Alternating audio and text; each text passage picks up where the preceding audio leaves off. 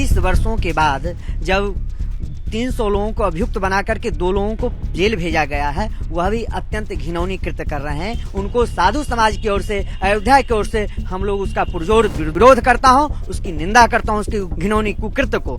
एक तरफ अयोध्या में 22 जनवरी को राम मंदिर की प्राण प्रतिष्ठा होने जा रही है, तो वहीं कर्नाटक में राम मंदिर के मुद्दे से जुड़े 31 साल पुराने केस को लेकर बवाल मचा है।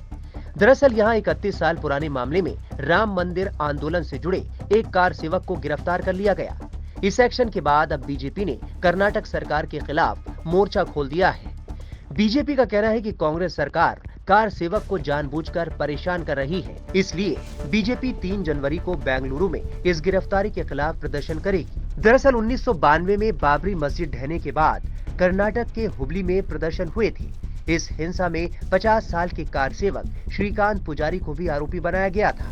इस मामले में ही 31 साल बाद पुजारी को गिरफ्तार किया गया है।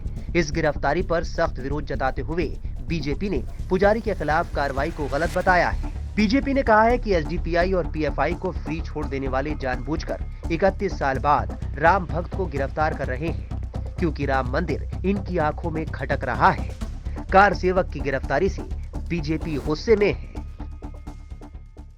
राम भक्तों को जिस ढंग से कांग्रेस पार्टी की सरकार कर्नाटक में लग रहा है कि जो मुलायम सिंह के समय कार सेवकों पर प्रहार हुआ था, वही प्रहार अब कर्नाटक की कांग्रेस सरकार कर रही है। यानी इंडी गठबंधन, जो घमंडिया गठबंधन है, कभी स्टालिन के रूप में, कभी सपा के रूप में, कभी कांग्रेस के रूप में सनातन हिंदुओं पे प्रहार करने का, राम पे प्रहार करने का, राम भक्तों पे प्रहार करने का, ये बर्दाश्त नहीं। वहीं कार सेवक की गिरफ्तारी पर मुख्यमंत्री सिद्धरामैया ने कहा है कि अगर किसी ने गलती की है तो हम क्या करेंगे?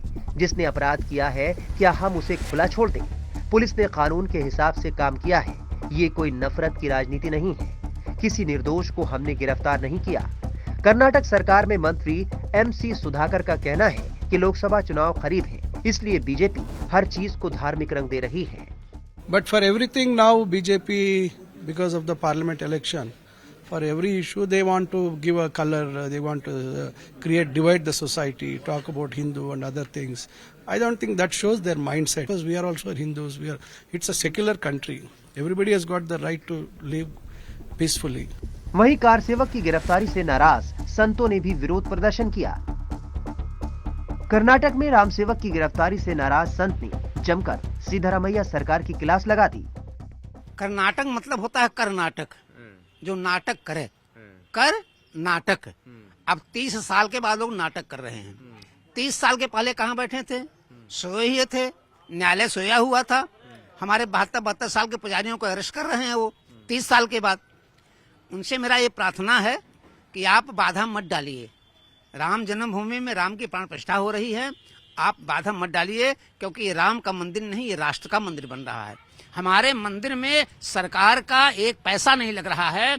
हम लोग भीख मांग करके, घर घर जा करके 1 रुपया 2 रुपया इकट्ठा करके इतना में हम राष्ट्र का मंदिर बनवा रहे हैं। हम उनसे प्रार्थना करते हैं। इस प्रकार से आपने अभी कर्नाटक के सरकार सिद्धरामैया जी को आपने देखा कि 30 वर्षों के बाद जब 300 लोगों को अभियुक्त बना करके 2 लोगों को जेल भेजा गया है, वह भी अत्यंत घिनौनी कृत्य कर रहे हैं। 500 वर्षों के लंबे इंतजार के बाद, 5 लोगों के शहादत के बाद, 5 लाख लोग अपनी प्राण की आहुति देने के बाद, जब भगवान भव्य और राष्ट्र के सर्वोच्च मंदिर में भगवान का जब प्राण प्रतिष्ठा होना है, ऐसे सुलभ कार्य में जो अवरोध पैदा कर रहे हैं, घिनौनी कुकृत्य कर रहे हैं, उनको साधु समाज की ओर से, अयोध्या की ओर से हम लोग उसका पुरजोर विरोध करता हूँ, उसकी निंदा करता हूँ, उसकी घिनौनी कुकृत्य को।